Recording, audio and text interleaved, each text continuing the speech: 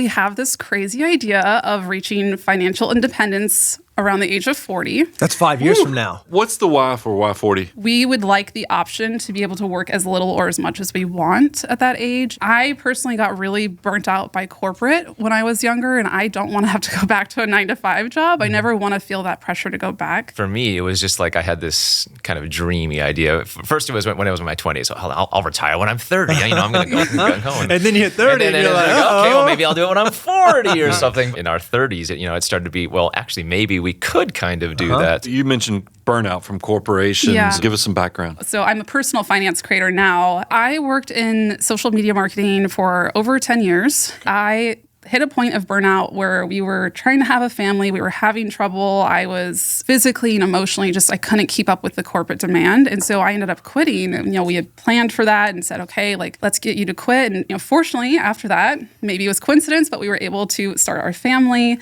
And I was like, I don't really want to have to go back now. I like being around with my son.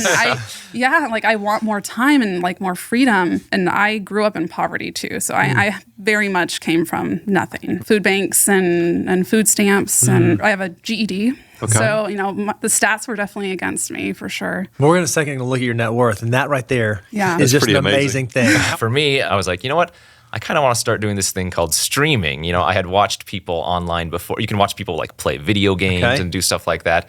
I had seen people do it, and I'm like, I think I can do that a little bit better than they can, or, I can do it in a different way. So concurrently, while working at the night crew shift, I would get home, sleep for a few hours, then I would turn on my stream. I would stream myself playing games. Eventually, that started making more money than the night crew thing. Nice. At a certain point, I'm like, okay, you know what? I'm just going to stop working in grocery and I'm going to commit to this thing full time. I started a challenge where I streamed every day for a year straight. What's considered OG in that marketplace? That is Very basically OG. OG. That is it. Right. Twitch had basically just started coming out when I started streaming. So I attribute a lot of it to luck getting in on the ground floor. Just the very beginning. Yeah, when there weren't many people doing it. So as a result, if people wanted to watch something, they had no option. It was like when, one whole lot of choices. Exactly. When TV first came out, there's only 3 channels. If I'm one of the channels, then you kind of have to watch me. Let's look at where you guys are today, right now, Yeah. in your mid-30s, because it is remarkable